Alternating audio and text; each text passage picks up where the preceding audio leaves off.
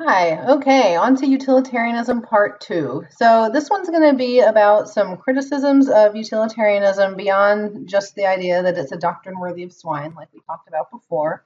We're also going to look at a modern version of utilitarianism called rule utilitarianism that tries to address some of these criticisms. So rule utilitarianism is a very recent adaptation of this theory that got its start in the 17 and 1800s. So, a concept that we need to understand for utilitarianism is the idea of negative responsibility. Negative responsibility is a concept that we will want to use when we're thinking about how to apply utilitarianism to a case. So, you want to think about this when you think about the case of Tom and Carol. You definitely want to use this concept when writing your essay on applying utilitarianism to one of those three cases that you can choose from. The idea here is that if you choose not to act, you're held responsible for the consequences of that decision. Or to put it another way, if there's a situation where you can act to create happiness or to minimize pain and you don't act, then you're going to be held responsible for that. So, in other words, you don't get to keep your hands clean by saying, well, I'm not going to get involved.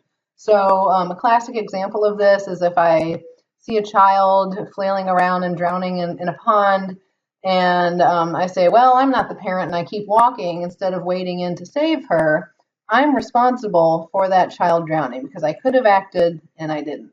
So this is a notion that we need to keep in mind and that will apply as we continue on with the theory.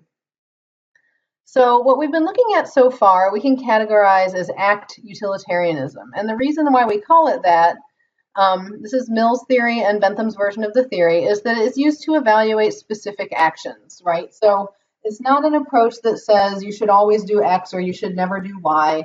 It's rather an approach that says for each individual action, what are the likely consequences to be? And that will determine whether the act is good or bad. So in act utilitarianism, the same act, let's say, I don't know, cheating on a test, could be considered right or wrong depending on what the predictable consequences of that action might be. Rule utilitarianism is the modern version of this theory. So rule utilitarianism is a theory that was put forth by people who liked the consequence-based approach, but had some problems with the idea that one act could be considered right in some circumstances and wrong in others, depending on the consequences. So with rule utilitarianism, instead of evaluating it on an act-by-act basis, what you would do is develop rules that if those rules were followed, would maximize happiness more of the time than if you didn't have those rules. So the rules are always followed. There are never any exceptions. Even if you happen to be in a circumstance where breaking a rule would maximize happiness, once a rule is in place, once we decide there's going to be more happiness overall if no one ever cheats on a test, even if you think you're in a situation where you might maximize happiness by cheating, you don't get to do it under rule utilitarianism. So this is intended to resolve a lot of the main objections to the theory that you have in the second reading for today on utilitarianism. So I just kind of want to walk through those and show you how the author thinks rule utilitarianism addresses these main objections. First is what he calls the no rest objection. And this is the idea that utilitarianism is requiring us to kind of constantly be working to generate happiness for other people. I'm always required to work for others, to go back to the idea of negative responsibility. I'm to be held responsible for not taking action. And in that case, I would never be allowed to relax or take a break. I would have to be trying to take advantage of every opportunity all the time to do something that would create the greatest good for the greatest number. So the solution to this for rule utilitarianism is to say that, all right, well, that's going to lead to burnout. We need to have a rule that allows or requires some kind of rest or relaxation time, because having that rule in place would create more overall happiness than requiring people to constantly be trying to stressing out over trying to achieve the greatest good for the greatest number every waking minute of the day. Secondly, we've got what's called the absurd implications argument. This is the idea that seemingly bad acts, such as lying, for example, might be seen as good in act utilitarianism if they achieve desired outcomes. And the reason why I have bad in quotation marks there is if you think about the diagram that I gave you last time, where we had the moral agent and we had the act itself and we had the consequences, the act itself is not inherently good or bad. It only becomes good if it maximizes happiness, or becomes bad if it maximizes pain or unhappiness. So even something like lying cheating, stealing, whatever you want to think about it, that act itself doesn't have any moral value all by itself.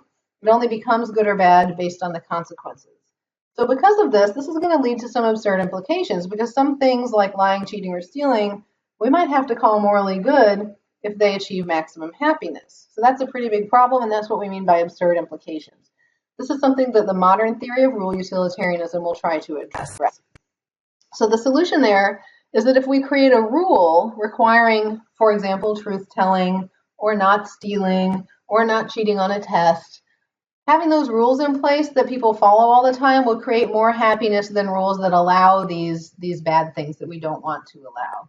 So the idea here is, yeah, there might be on an act-by-act evaluation things that we don't want to allow that might sometimes maximize happiness, but we know that society is going to have more happiness in it if people don't lie than if people do lie. So we're going to create just a broad general rule that says don't lie, and having that rule in place will maximize happiness. Third is the integrity argument, and this is the example that's given by Jim in your textbook. I think it's on page 130. In this view, in this argument, the example of Jim is given. It's a scenario where you have this guy who's kind of bumbling out in the South American jungle, and he happens upon this militia who's got a sort of a line of locals lined up against the wall, and the leader of the militia is about to perform an execution until this guy Jim shows up. And when Jim shows up, the militia leader says, "Oh, what a lovely surprise. Either you kill one of them or I kill all of them." So obviously evaluating this on a utilitarian basis seems like a utilitarian would argue that Jim has to kill one of these native South Americans, right? Under the idea that it's going to cause less harm for one individual to be killed than for all of them to be killed. This is probably going to be a violation of Jim's personal integrity. He doesn't see himself as the kind of guy who kills someone. So this is a pretty big problem with utilitarianism. It is related to the previous objection, where we need to do things that might go against our own idea of who we are in order to do the right thing. Rule utilitarianism has a solution for that as well. The solution is we need to create a rule that recognizes good character and conscience as things that will promote maximum happiness. In other words, we know that if we encourage people to have integrity, that's going to create a society full of happier people than if we want to promote people always having to do things that they don't want to do, that they're going to feel guilty and bad about later in the name of the greater good. So you can see a theme here. Rule utilitarian solution to a lot of these problems is to just create a rule that fixes the problem. Lastly, we have the justice issue. This is the issue that says that sometimes an innocent person could be made to suffer under act utilitarianism in the interest of performing the greatest good for the greatest number. So scapegoating is when you blame an innocent person in order to have someone to blame for a crime that's been committed or something bad that happens. So torture is another good example of this, right? There's a big debate going on in the United States about whether it's okay to torture terror suspects or people who might know something about terror attacks. Other acts of injustice like this could be allowed under act utilitarianism if maximum happiness were achieved. So if you've got a situation where the public is rioting because there's been some crime committed, and if you just pick a random person and say they did it and punish them, everyone will settle down, that's a good example of scapegoating. So rule utilitarianism has a solution to this as well, and you may have guessed that it is to create a rule that prohibits these kinds of behaviors. And the reason behind that is that if we live in a society where people's human rights are constantly being violated, it's not going to be a society that maximizes happiness. So we need to create rules that respect justice and respect human rights that will prohibit things like scapegoating, even in specific instances where that scapegoat might actually promote utility or produce the greatest good for the greatest number.